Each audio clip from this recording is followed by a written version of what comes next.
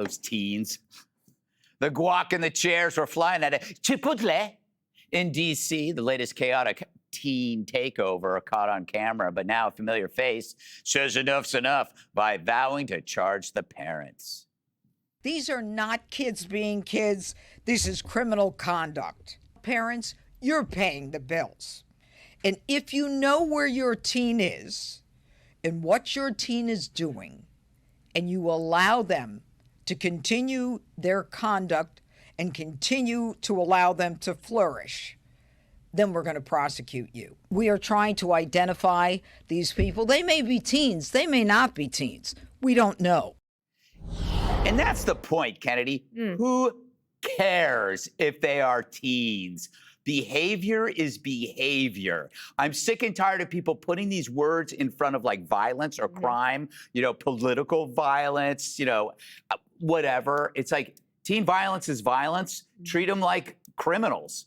Yeah, play stupid games, win stupid prizes. And, it's like the older teenagers who are doing this, they know exactly what they're doing. It's property destruction, it's violence, they're instigating, and they should be prosecuted. But in places like D.C., they're very squeamish to prosecute what they consider to be minors. But if they are adult acts, then you have to give them, adult punishment. Yeah. Because if you just send them, because the problem is if you have younger people who have a predilection toward violence and you give them the easy way out and they only go into the juvenile detention system for a couple of years, then when they're adults, they have no discipline and they start committing much more serious crimes. If my daughter were at Chipotle doing that this weekend, I would hope that Alvin Bragg came after me, because that would be a parental failing if she were doing that. And, it's like these parents should know where their kids are on Friday and Saturday nights. Yeah,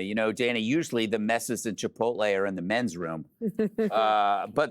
Yes, but isn't this behavior incentivized? If you call something teen, then you make it a less severe offense. So you're going to get more of it. Right. So that's one of the things that happens, especially in D.C., and it happens in New York as well. This is why the gang members have initiations, and they make the teenagers do it, because if the teenagers get caught, they have a lower threshold for having to go to jail, or the punishment isn't that hard, or they'll get a second chance or a third chance. And what Jeanine Pirro is saying is not on my watch anymore. She's taking broken windows theory there. At least she's trying to solve the problem. You have a mayor's race tonight. A mayor's race going on right now in D.C., and there's a debate tonight. And there is a Mamdani type guy that wants to be the new mayor. And I think that this issue on crime should be front and center, because what did President Trump do when he first got there? Send out the National Guard. A lot of people are like, wow, things are better. DC feels better. Why not take it to the next step and make sure it gets even more better? Harold, I was shocked at your suggestion in the break, capital punishment for parents. I think it's a little harsh coming from you. I would agree. We got to replay the tape. I agree with something Kennedy just said, that if my child or one of my kids was here, I would expect someone to come after me also. We live in a time, and I've traveled in the context of other conversations, there's a rot happening when kids are behaving like this. I do think there's some truth to Dana's point that some of there are these gangs and other things that know these kids can't get in, will not be charged as adults. And maybe our old friend and colleague is right. Maybe we should think about not only charging parents, but maybe we should think about lowering the age a year or two to try to discourage some of this activity. Now, I'm a Christian. I think people should be forgiven. But when you watch something like this, and if that's your kid being beat up, I don't know all the circumstances here in the context, something more than what we're doing right now clearly needs to be done. What if the parents just aren't there? Right. That's we act like they're going to be there, but maybe they're just not there, like Jesse. What are we going to do about teen culture? I don't know. I have teens. You do? Sometimes they leave the house on the weekend. I don't know where they are until I see them on the local news. Your parents have been held chairs. accountable for all of your activities back when you were a teenager?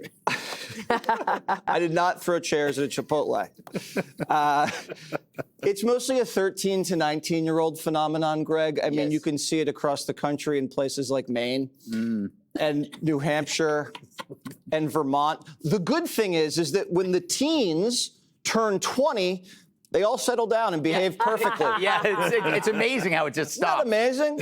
You know what we really should do about it, Greg? We should just beat around the bush and then throw money at the problem so we feel better about ourselves. And then, because you know what these teens need are more after-school programs? Yes. Even though this happened on a Saturday night. Yeah, you're absolutely right. It's a teen problem. Teen problem. Okay. Be sure to like and subscribe for all the Fox News latest on YouTube and catch full shows streaming now on Fox One.